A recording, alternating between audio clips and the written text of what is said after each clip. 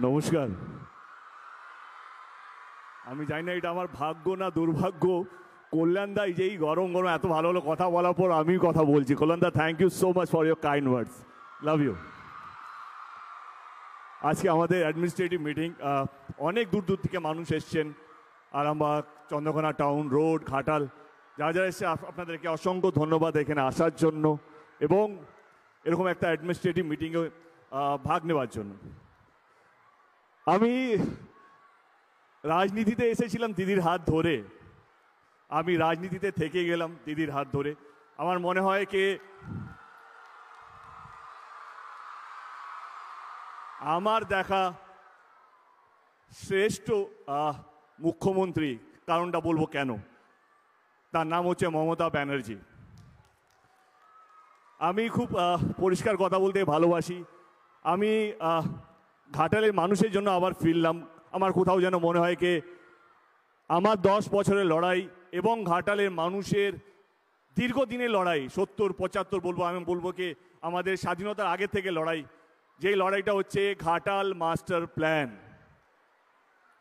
আমি সেই কারণেই আবার ফিরলাম ঘাটালে এবং আমার পুরো বিশ্বাস 2024-এ আমি জানি না কে জিতবে কে হারবে, এটা পুরোপুরি আপনাদের উপর, মানুষের উপর। মানুষ যাকে ভালোবাসবে, মানুষ যাকে বিশ্বাস করবে, সেই জিতবে। আমার কাছে দিদিকে আবেদনকে এই ঘাটাল মাস্টার প্ল্যানটা, আমি 10 বছর ধরে কেন্দ্রের সাথে লড়েছি ঘাটাল মাস্টার প্ল্যানটা যেন ওরা স্যাংশন করে, কিন্তু তারা করেনি। 2024-এ আমি জিতবো কি জিতবো না আমি জানি না। আমি এটুকু বলবো দিদিকে কে যেই জিতুক যেই হারুক, ঘাটাল মাস্টার প্ল্যানটা যেন হয় এবং সেইটা রাজ্য সরকার মানে আপনার হাত ধরেই যেন ঘাটাল মাস্টার প্ল্যানটা হয়, এইটুকু আবেদন আপনার কাছে রাখলাম। ভালো থাকবেন। আমি মানুষের জন্য, মানুষের ভালোর জন্য, মানুষকে ভালো রাখার জন্য সব সময় প্রস্তুত এবং আমার বিশ্বাস, কারণ কাউকে না কাউকে তো বিশ্বাস করতে হবে। আমি 10 বছর কেন্দ্র সরকারকে বিশ্বাস করেছিলাম কি তারা সহযোগিতা করবে, তারা করেনি। এবারে আমি আমার বিশ্বাস দিদির উপরে রাখলাম, আমাদের রাজ্য সরকারের উপরে রাখলাম।